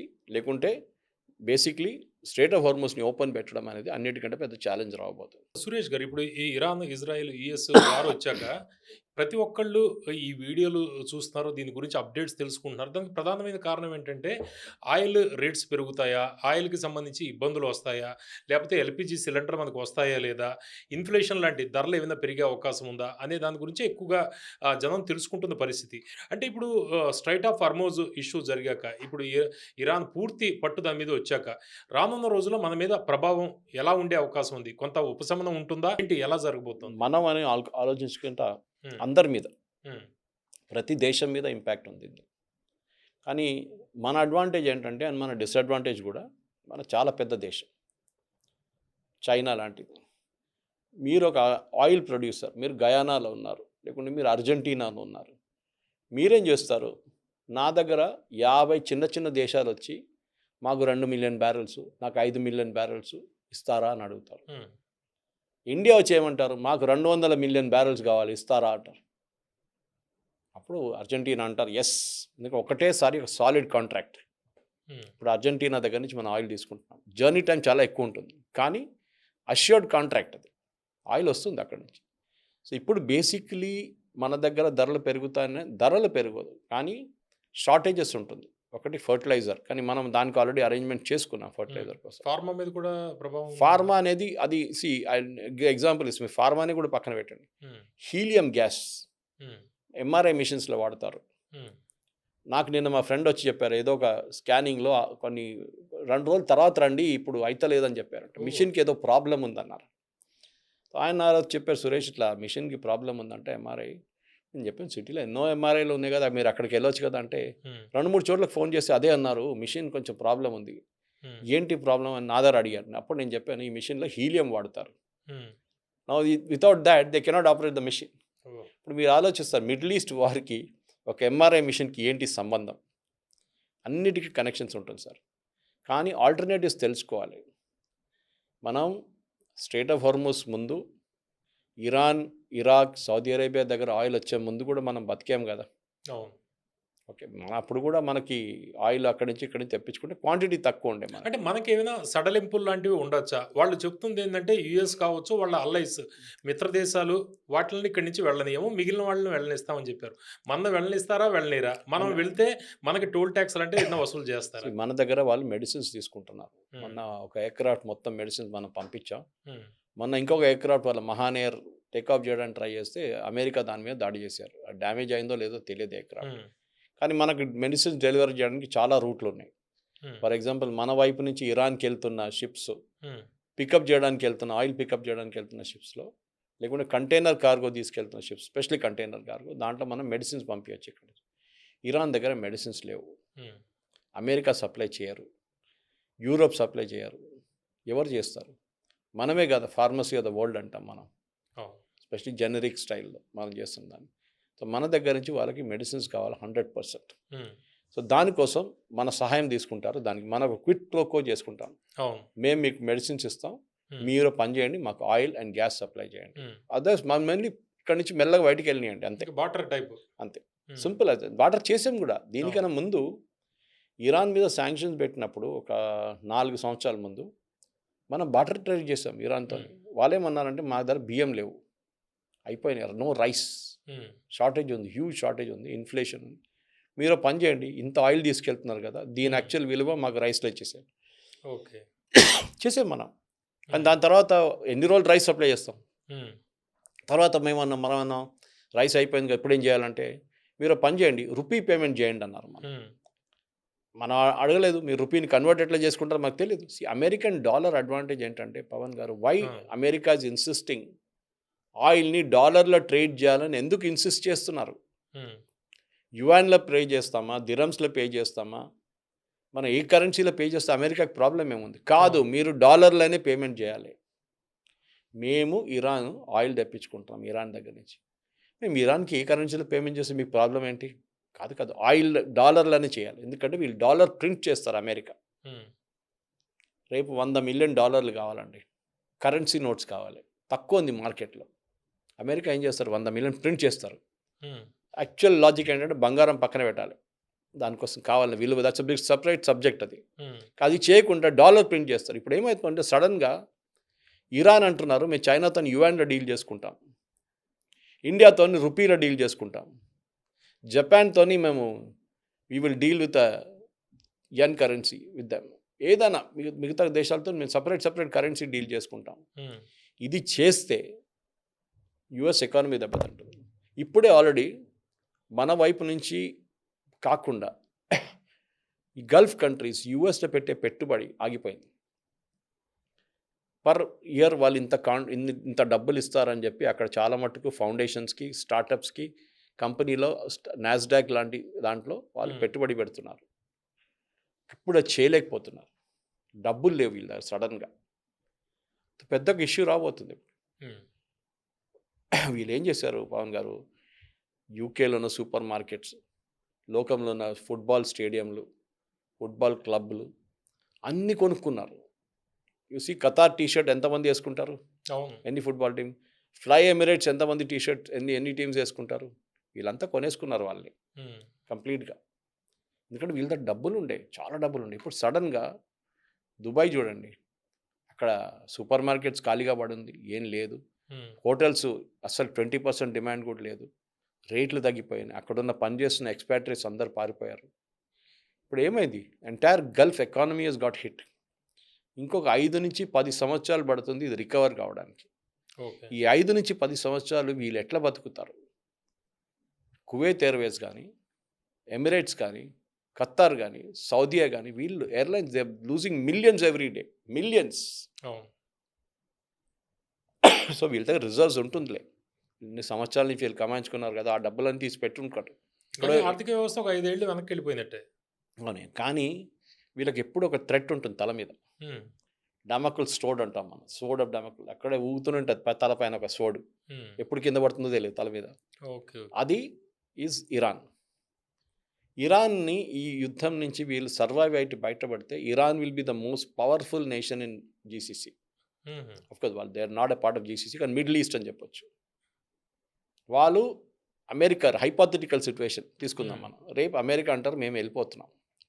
ట్రంప్ రేపు పొద్దున్న లేసి ఒక స్టేట్మెంట్ ఇస్తాడు, నేను వెళ్ళిపోతున్నాను, యుద్ధం అయిపోయింది, మేము గెలిచేసాం, రెజీమ్ చేంజ్ జరిగింది, మేము వి ఫినిష్డ్ అవర్ డీల్ అంటారు. పరిస్థితి అందరికీ తెలుసు అక్కడ ఏం జరిగింది. ఏంటంటే నేను ఎట్లానే ఇక్కడి నుంచి పారిపోవాలి, నన్ను కొడుతున్నాడు వీడు, మళ్ళీ ఎందుకు తను తినాలి, నేను వెళ్ళిపోతా, నేను గెలిచినా అని చెప్పి పరిగెత్తుకుంటూ వెళ్ళిపోతాడు. వాళ్ళ సంగతి ఏమవుతుంది సార్? అప్పుడు ఇరాన్ ఆధిపత్యం పెరిగిపోతుంది, ఇజ్రాయెల్ తగ్గిపోతుంది. ఇజ్రాయెల్ వాళ్ళ ఇజ్రాయెల్కి డిఫరెంట్ జాగ్రఫీస్లో ప్రాబ్లం ఉంది. వాళ్ళకి ఇరాన్తో ఒకటే కాదు ప్రాబ్లం. ఇరాన్ వీళ్ళ సపోర్ట్ ఆపేస్తే మాకు ప్రాబ్లం లేదు. రేపు ఇరాన్ ఒకటే స్టేట్మెంట్ ఇష్యూ, మేము ఇప్పటి నుంచి మాకు హెజ్బొల్లాతో సంబంధం లేదు, హమాస్తో సంబంధం లేదు, హూతీలతో సంబంధం లేదు, మేము గిట్ట డబ్బులు ఇస్తున్నట్లనో ఆయుధాలు ఇస్తున్నట్లు మీరు చూసి మీకు కనిపిస్తే మా మీద చర్యలు తీసుకోండి. మా సర్వైవల్ క్వశ్చన్. అంటే సురేష్ గారు, ఇప్పుడు మీరు చెప్తున్న దాని ప్రకారం యుఎస్ అక్కడి నుంచి వెళ్ళిపోతే అంటే ఇరాన్ ఆధిపత్యం కొంతవరకు పెరుగుతుంది ఓపెన్గా. అయితే ఇరాన్ ఆధిపత్యం పెరిగితే చైనా, అదేవిధంగా రష్యా, ముఖ్యంగా చైనాతోటి మనకేదైనా రానున్న రోజుల్లో ఇబ్బంది ఎదురవుతుందా? ఎందుకంటే ప్రస్తుతం యుఎస్ అక్కడ బలం ఉండడం వల్ల కొంతవరకు మనకి కొంత లాభం కల్పించే పరిస్థితి కనిపిస్తుంది. ఇప్పుడు చైనా ప్రాబల్యం మరింత పెరిగితే మనకి థ్రెట్ రానున్న రోజుల్లో థ్రెట్ ఉండే అవకాశం లేదా? చైనా స్ట్రాటజీ మనం అర్థం చేసుకోవాలి. చైనా కూడా ఎక్స్పాన్షనిస్ట్ స్ట్రాటజీ ఉంది చైనాలో. ఆఫ్రికాలో చాలా దేశాల్లో, అంగోలా లాంటి దేశాల్లో, జిబూటీలో వాళ్ళ బేస్ ఉంది ఒకటి. వాళ్ళు కూడా తక్కువ కాదు, అమెరికా కన్నా పెద్ద ఛాంపియన్ వాళ్ళు.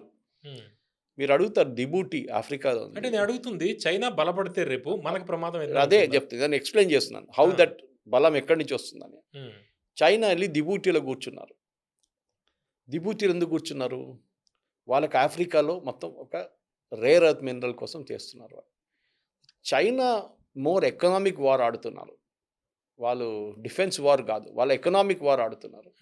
వాళ్ళకి ఏంటంటే వాళ్ళ మార్కెట్స్ ఎక్కడెక్కడ ఉన్నో వాళ్ళ మార్కెట్ చూసుకోవాల్సి వస్తుంది. వాళ్ళకి యుఎస్కి వాళ్ళు ఎక్స్పోర్ట్ చేయలేకపోతున్నారు. కొత్త మార్కెట్స్ కావాలి వాళ్ళకి. వాళ్ళకి భారతదేశంతో ప్రాబ్లం లేదు ఇప్పుడు. మనకి చైనాకి ప్రాబ్లం లేదు. ఇప్పుడు కూడా చెప్తున్నాను పవన్ గారు, యుద్ధం ఉంటే కూడా రేపు అది పాకిస్తాన్తోనే ఉంటుంది, చైనాతో ఉండదు. When we meet two powerful countries meet each other, వాళ్ళు అటాక్ చేయరు. ఒకడు వీక్ ఉంటే ఒకడు స్ట్రాంగ్ ఉంటే వాళ్ళని అటాక్ చేస్తారు. ఇప్పుడు ఇరాన్ దగ్గర న్యూక్లియర్ వెపన్ ఉందనుకోండి, ఇరాన్ మీద దాడి చేస్తారా? నార్త్ కొరియా అక్కడ కూర్చొని అప్పుడప్పుడు ఒక 2-3 ఫైర్ చేస్తూ ఉంటాడు. బెదిరిస్తుంటాడు కదా. ఆయన మీద ఇవాళ దాకా ట్రంప్ ఏమైనా అన్నారా? ఈ said Hmm. This my very good friend అన్నారు కిమ్ జాంగ్ ఉన్. అవును, ఆలోచించి ఎందుకు? కలిశారు కదా. కలిసారు కదా. ఎందుకంటే ఆ దగ్గర ఏమైనా అంటే ఆడు చూపిస్తాడు. నా దగ్గర బాంబు ఉంది చూసుకో అంటాడు. ఇది ఇరాన్ చెప్పలేకపోతున్నారు. సో చైనా అడ్వాంటేజ్ ఏంటంటే చైనాకి ఎకనామిక్ అడ్వాంటేజ్. వాళ్ళు మనలాగానే వాళ్ళ ఆయిల్ కన్జంప్షన్ చాలా హై. వాళ్ళు ప్రతిరోజు 6 షిప్పులు తీసుకెళ్తుండే దీనికన్నా ముందు కూడా స్ట్రేట్ ఆఫ్ హార్మస్. జనాభా ఎక్కువ కదా. అలాగే. జనాభా ఎక్కువ మనలాగానే. అవును. We're the 2 highest consuming nations in the world. వాళ్ళకేంటంటే ఇప్పుడు వారి వెనిజువేలన్ ఆయిల్ పోయింది. ట్రంప్ ఇప్పుడు ఏమంటున్నాడు, వెనిజువేలా నుంచి కొనుక్కోండి మీరు కావాలంటే. ఇరానియన్ ఆయిల్ మొన్న దాకా శాంక్షన్స్ పెట్టారు ట్రంప్, ఉమ్. మీరు అమ్మలేరు అని చెప్పి. ఇప్పుడు ఇరాన్ ఏమంటారు, మీరు అమ్ముకోండి మార్కెట్. ఆలోచించండి, మీరు యుద్ధానికి వచ్చింది దేనికి? ఉమ్. వాళ్ళకి బిజినెస్ చేస్తున్నాడు. వాళ్ళకి బిజినెస్. ఉమ్. రష్యా దగ్గర ఏం చెప్పారు, మీరు ఎవరిని మీరు కొననీయము, we're ban from selling in the market అన్నారు. యుద్ధం మొదలు కాగానే రష్యా మీరు ఎక్కడ కావాలంటే అమ్మేసుకుంటున్నారు. ఇరాన్ మీద శాంక్షన్స్ ఉన్నాయి కదా. తీసేశారు కదా అప్పుడు. ఇప్పుడు తీసేసాడు. ఎందుకంటే ఆయిల్ మార్కెట్లో కూడా 200 అయిపోతుంది బ్యారెల్కి. అవును. అన్నిటికంటే క్రౌనింగ్ మూమెంట్, బహుశా మీకు ఈ న్యూస్ వచ్చిందో లేదో, ఉమ్. క్యూబా మీద ఆంక్షలు పెట్టారు, మీకు తెలుసు, అవును. ఆయిల్ కొనకూడదని. అవును. మొన్న ప్రెసిడెంట్ ట్రంప్ ఒక ప్రెసిడెన్షియల్ డిక్రీ ఇష్యూ చేశాడు, Russia can sell oil to Cuba. Um. ఇవాళ as of now as we speak ఒక Russian ship first oil consignment తీసుకొని క్యూబాకి వచ్చారు. మన మీద కూడా రష్యా మీద ఉండే కదా శాంక్షన్స్. రష్యాది అది పోయింది కదా అంతా. అది పోయింది. ఈ వార్లో, ఈ యుద్ధంలో అందరికన్నా ఎక్కువ బెనిఫిట్ ఎవరికి వచ్చిందంటే ఒకటి రష్యా, ఉమ్. ఒకటి ఇరాన్. ఉమ్. వీళ్ళిద్దరి మీద శాంక్షన్స్ ఉండే, శాంక్షన్స్ తీసేశారు. వీళ్ళిద్దరు $40, $45 క్రూడ్ ఆయిల్ అమ్ముకున్నారు పర్ బ్యారెల్. ఉమ్. ఇప్పుడు వీళ్ళు $70, $80, $90 అమ్ముకుంటున్నారు. అంటే ఇది ఇలాగే కొనసాగే అవకాశం ఉందా? రేపు ఈ వార్ నుంచి ఎగ్జిట్ అవుతే అదే మళ్ళీ పాత పద్ధతి వస్తుందో మనం చెప్పలేం. ఇప్పుడు బహుశా ఒకటే ఆప్షన్ ఏంటంటే ఇరాన్ ఎట్లయినా కన్విన్స్ చేయడంలో, ఉమ్. బాబు అంత అయిపోయింది, మేము బాంబులు వేసాం, మీరు బాంబులు వేశారు, మిమ్మల్ని ధ్వంసం చేసాం, మేము కూడా ధ్వంసం అయిపోయాం, ఇక్కడి నుంచి ఆపేద్దాం. ఉమ్. కానీ ఇరాన్ ఆగరు. ఉమ్. ఇరాన్ ఇప్పుడు చెప్తాను, tiger that has tasted blood అంటారు చూడండి, ఉమ్. హ్యూమన్ బ్లడ్, అది ఇవ్వదు. ఉమ్. వాళ్ళు అంటారు మాది అన్ని ధ్వంసం చేసేసారు, ఇస్ఫహాన్ పోయింది, ఉమ్. మా అల్యూమినియం ప్లాంట్ మీద కొట్టారు మీరు. వీళ్ళు కూడా తక్కువ కాదు, వీళ్ళు ఆల్ అల్యూమినియం ప్లాంట్ మీద కొట్టారు దుబాయ్ వల్ల, um. Which is the biggest, one of the biggest in the world. దాని మీద కొట్టారు వీళ్ళు ఇరాన్. తో పని చేయండి, ఇక్కడి నుంచి మనం ఆపేసుకుందాం, ఉమ్. ఓకే, అందరు ఫ్రెండ్స్గా విడిపోదాం, మనం తర్వాత చూసుకుందాం మళ్ళీ ఏమైనా ఉంటాయని చెప్పేసి. ఇదే ఒక్కటే సొల్యూషన్ నాకు అనిపిస్తుంది, లేకుంటే um. There is no way. కానీ ఇరాన్కి కూడా పెద్ద ప్రాబ్లం అయింది సార్, కాలేదని కాదు. Iran has also gone back 10 to 15 years, 10 to 15 దానికన్నా ఎక్కువ. వాళ్ళు అన్ని ధ్వంసం చేశారు. వాళ్ళ మిలిటరీ పోనీయండి, అదైతే ఎట్లయినా పోతుందని వాళ్ళకి తెలుసు. వాళ్ళ సివిలియన్ ఇన్ఫ్రాస్ట్రక్చర్ పోయింది, వాళ్ళ బిల్డింగ్స్ని కొట్టారు, వాళ్ళ పవర్ ప్లాంట్స్ని కొట్టారు మీరు, వాళ్ళ డీసాలినేషన్ ప్లాంట్స్ మీద కొట్టారు మీరు. ఇదంతా చేసిన తర్వాత ఇరాన్ ఇంకా రికవర్ కావాలంటే రికవర్ కావచ్చు రేపు. అంటే ఒకవేళ రేపు యుఎస్ బేస్లన్నీ వెళ్ళిపోయి అక్కడ లేకపోతే, గల్ఫ్లో లేకపోతే, వాళ్ళ ఆధిపత్యం పెరిగి మళ్ళీ రికవరీ చాలా ఫాస్ట్గా మరింత అభివృద్ధి యుఎస్ అక్కడ ఒక్క బేస్ క్లియర్ అప్ చేస్తే ఉమ్. ఆ దేశంలో ఉన్న గవర్నమెంట్ రేపు ఉండదు. ఉమ్. ఇరాన్తో కాదు సంబంధం, ఉమ్. వాళ్ళ లోకల్స్ కూడా తరిమి కొడతారు. ఒకసారి ఖతార్ తీసుకోండి, um. Tomorrow US says we're vacating the Qatari air base, మేము వెళ్ళిపోతున్నాం అంటే ఖతార్ గవర్నమెంట్ పడిపోతుంది. Um. Same with Saudi Arabia. Um. ఉంటుంది వాళ్ళ దగ్గర ఆర్మీ అని చెప్పడానికి, చిన్న ఒక ఆర్మీ ఉంది, కానీ ఎక్కువ రోజులు తట్టుకోలేరు వాళ్ళు. రోంబర్ ఒసామా బిన్ లాడన్ వచ్చింది సౌదీ అరేబియా నుంచి, అవును. ఓకే, ఇంకొక ఒసామా తయారు గాడని ఎవరు రాసిచ్చారు? ఒకవేళ వెళ్తే ఇరాన్ పూర్తిగా టాప్ అయిపోతుంది. ఇరాన్ అని కాదు, ఇరాన్ కావాలని చేపిస్తారు, ఇరాన్ మోడల్ తీసుకుంటారు వీళ్ళు. Oh, right. End of the day ఈ అన్ని గల్ఫ్ కంట్రీస్ కలుపుకుంటే కూడా మీరు ఎలక్షన్స్ ఇప్పుడు కూడా, అది ఎట్లాంటి ఎలక్షన్స్ అయినా కానివ్వండి, ఎలక్షన్స్ అనే ఒక మాట ఒకటే దేశంలో ఉంది అక్కడ, ఇరాన్ కదా. ఇరాన్లో. రిపబ్లిక్ ఆఫ్ మిగతా ఇరాన్. ఏ దేశంలో గల్ఫ్లో ఎలక్షన్ లేదు. రూలర్స్ మొత్తం షా. తో వీళ్ళు అంతే మొనార్కీ, ఉమ్. వాళ్ళ కొడుకు వాళ్ళ కొడుకు వాళ్ళ కొడుకు వాళ్ళ కొడుకు అట్లనే నడుస్తుంది అనమాట. అది ఆపాలంటే ఇరాన్ అంటారు మా మోడల్ చూడండి. ఇరాన్కి ఇప్పుడు ఒకటే ఉంది, మా మీద దాడి చేయకూడదు. అది యుఎస్ గ్యారంటీ ఇవ్వగలరు, కానీ ఇజ్రాయెల్ ఎప్పుడు గ్యారంటీ ఇవ్వరు. మీరు రాసి పెట్టుకోండి, ఎందుకంటే యుద్ధంలో ఇజ్రాయెల్ గుంజి తీసుకొచ్చారని ఇప్పుడు కూడా అక్విజేషన్ ఉంది యుఎస్ మీద. చాలా మటుకు అక్కడ ఉన్న పొలిటీషియన్స్ కానీ పబ్లికేషన్స్ కానీ అందరు అంటున్నారు జూయిష్ లాబీ, జూయిష్ లాబీ వీళ్ళు గుంజి తీసుకొచ్చారు, ఇజ్రాయెల్ ప్రెషర్ మీద జరిగింది అనేది. ఉమ్. ఇప్పుడు కూడా జాయింట్ బాంబింగ్ క్యాంపింగ్ చేస్తున్నారు. మన ఇస్ఫహాన్ మీద చేసింది joint campaign, um. Israeli aircraft, American aircraft. ఇప్పుడు కూడా వీళ్ళు జాయింట్లీ ఆపరేట్ చేస్తున్నారు. సో ముందుకు వెళ్తూ యూఎస్ వెళ్ళిపోతే ఇరాన్లో దాడి చేయడానికి ఇజ్రాయెల్ చేస్తూనే ఉంటారు. Till Iran comes down and says boss నేను చెప్పినట్ల ఈ మా శాటిలైట్స్ని మేము సపోర్ట్ చేయము, హూతీ, హెజ్బుల్లా అండ్ హమాస్ వీళ్ళ ముగ్గురిని మేము పక్కన పెట్టిస్తాం, మేము మా దేశం మేము నడిపించుకుంటాం. కానీ ట్రంప్ది ఆలోచించండి సార్, మనం ట్రంప్ గురించి మర్చిపోతున్నాం పాపం.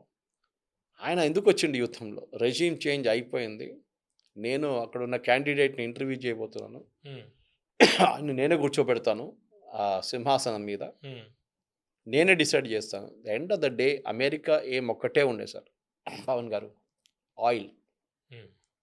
దీనికన్నా ముందు కూడా షా ఆఫ్ ఇరాన్ ఉన్న టైంలో బ్రిటిష్ కంపెనీలు ఆయిల్ తీసుకెళ్లారు అక్కడి నుంచి.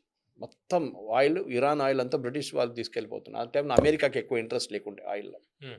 ఎందుకంటే దానికన్నా ముందు మొహమ్మద్ అలా ఇంకో ప్రైమ్ మినిస్టర్ ఉండే, ఆయన్ని గడ్డి తింపారు. ఎందుకంటే ఆయన రిజైన్ చేయించారు, ఎందుకంటే ఆయన ఈ బ్రిటిష్ కంపెనీస్ని అడ్డుకున్నారు. How can you take our oil and go, మాకు కూడా రాయల్టీ ఇవ్వండి అన్నారు. మేము ఇవ్వమని చెప్పి MI6 అండ్ CIA కలిపి ఆయన కిందకి దింపారు. షా ఆఫ్ ఇరాన్ తీసుకొచ్చి కూర్చోబెట్టారు.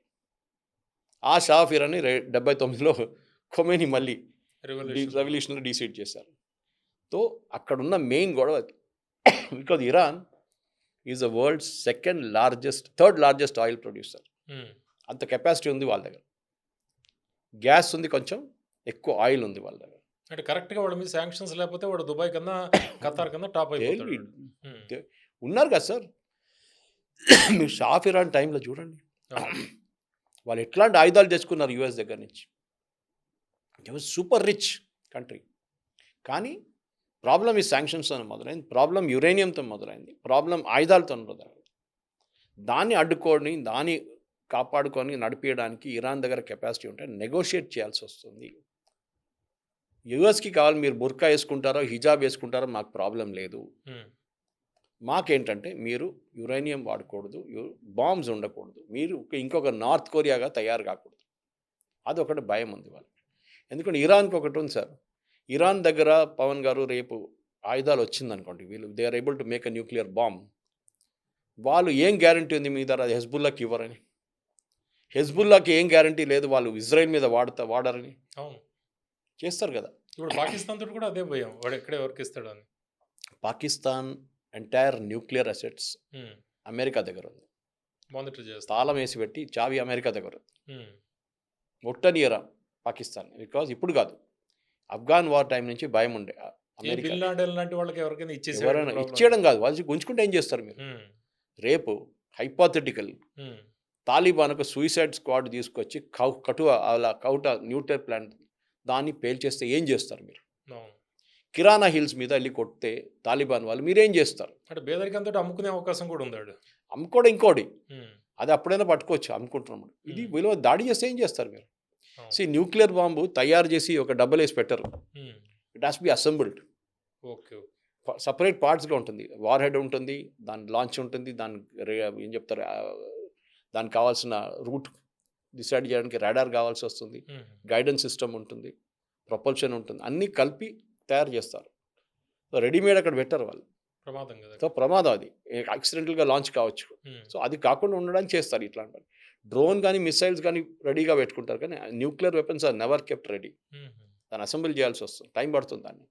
సో పాకిస్తాన్ ఎప్పుడో ఒక థ్రెట్ ఉంది పాకిస్తాన్, ఇప్పుడు కాదు, యుఎస్ ఎప్పటి నుంచో చెప్తున్నారు. దానికోసం చూడండి, రైట్ ఫ్రమ్ యాయా Khan till Asim Munir, US involvement పాకిస్తాన్లో ఎప్పుడు ఉంటుంది. ఏ రాష్ట్రపతి అయినా కానీ, ఏ ఆర్మీ చీఫ్ అయినా కానీ అక్కడ పరిపాలిస్తే అమెరికన్ ఇంట్రెస్ట్ దాంట్లో 100% ఉంటుంది. అదే జరుగుతుంది, ఇప్పుడు కూడా అదే జరుగుతుంది. సో ఇరాన్ ఏంటంటే ఇంకొక పాకిస్తాన్ కాకుండా ఇరాన్ కెపాసిటీ ఏంటంటే వీళ్ళు ప్రొలిఫరేషన్ చేస్తారు, అమ్ముకుంటారు మీరు చెప్పిన లాంగ్వేజ్లో, ఆర్ డిస్ట్రిబ్యూట్ చేస్తారు. నువ్వు కూడా పెట్టుకో, కొంచెం వాడు వచ్చి బెదిరిస్తే చూపి వాడికి నా దగ్గర న్యూక్లియర్ వెపన్ ఉందని. ఇది ఇప్పుడు మనకి పాకిస్తాన్కి న్యూక్లియర్ వెపన్స్ ఉంది సార్, మనం యుద్ధం చేస్తామా? చేయం, because we know the effect of it. Nagasaki, హిరోషిమాలో మనం చూసాం, అది కూడా సెకండ్ వరల్డ్ వార్. ఇప్పుడున్న ఆయుధాలు చూస్తే అది ఏం లేదు, చిన్న దివాళీ అది. ఇప్పుడు మీరు న్యూక్లియర్ బాంబ్ వాడితే అంతే కథం ఇక. ఆ దేశంలో కూడా మీరు ఉండలేరు నెక్స్ట్ 10,000 సంవత్సరాలు. తర్వాత మళ్ళీ ఎవరు ప్రయోగించలేదు దాని తర్వాత. This is what it is. Okay. So మన దగ్గర ఇప్పుడు జరుగుతున్న ఈ యుద్ధం గల్ఫ్‌లో మన మీద ఇంపాక్ట్ ఎంత ఉంటుందంటే, యెస్, మనకి ఇదొక అవేకెనింగ్ మూమెంట్ వచ్చింది. పీఎన్జీ గురించి మాట్లాడుతున్నాం, ఎలక్ట్రిసిటీ గురించి ఇవాళ కూడా నేను పెద్ద ఆర్టికల్ చూసాను టైమ్స్ ఆఫ్ ఇండియాలో, that we can it is time to use our sun power అని చెప్పేసి. అవును. సోలార్ పెద్ద see, మీరు ఇజ్రాయెల్ చూడండి. నేను చెప్పాను దీనికి, నువ్వు వర్షం పడదు అక్కడ అసలు. But they are world's top agriculture country production. మనం కూడా నేర్చుకుంటున్నాం కదా. ఇది మనం నేర్చుకోవాల్సి. సో ఇదొక ఆపర్చునిటీగా వాడుకుందాం. మిడ్ లెవెల్లో కొంచెం కోర్స్ కరెక్షన్ ఉంటుంది. అది అయినాక ఇది ఎన్ని రోజులు నడుస్తున్నా కానీ వీళ్ళకి ఆయిల్ అమ్మాలి కదా సార్. అవును.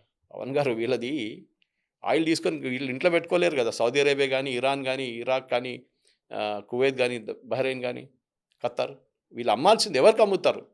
నేను చెప్పాను చూడండి, చిన్న చిన్న దేశాలకు అమ్ముతారా, 2 పెద్ద దేశాలకు అమ్మితే మీ ప్రాబ్లం అయిపోతుందా? అదే చూస్తారు వీళ్ళు. ఎంత పెద్ద దేశం ఉందో వాళ్ళతో డీల్ చేసుకుందాం. వాడు ప్రతి వారం వచ్చి 10 షిప్లు తీసుకెళ్ళిపోతాడు, మనకి డబ్బులు. ఇది ఓకే సార్. ఇప్పుడు 3 రకాల యుద్ధాలు జరుగుతున్నాయి. మాటల యుద్ధం, ఆయిల్ యుద్ధం, అదేవిధంగా నిజమైన యుద్ధం. ఈ 3 రకాల యుద్ధాలు జరుగుతున్నాయి. అయితే ప్రపంచం ఏ దిశగా వెళ్తుంది అనేది ప్రస్తుతం చెప్పే పరిస్థితి లేదు. వారు ఆగుతుందా లేదా అనేది కూడా అంచనా వేసే పరిస్థితి లేదు. అయితే రానున్న రోజుల్లో ట్రంప్ ఎటువంటి ప్రకటన చేస్తాడు అనేది చూడాలి. మరో పక్క యుఎస్ ట్రూప్స్ మాత్రం గల్ఫ్లో ఆల్రెడీ డిప్లాయ్ చేస్తున్నారు. అయితే ఇరాన్ చాలా గట్టిగానే ఎదురు తిరుగుతోంది. చూస్తుండండి Telugu popular TV. Share, like, comment.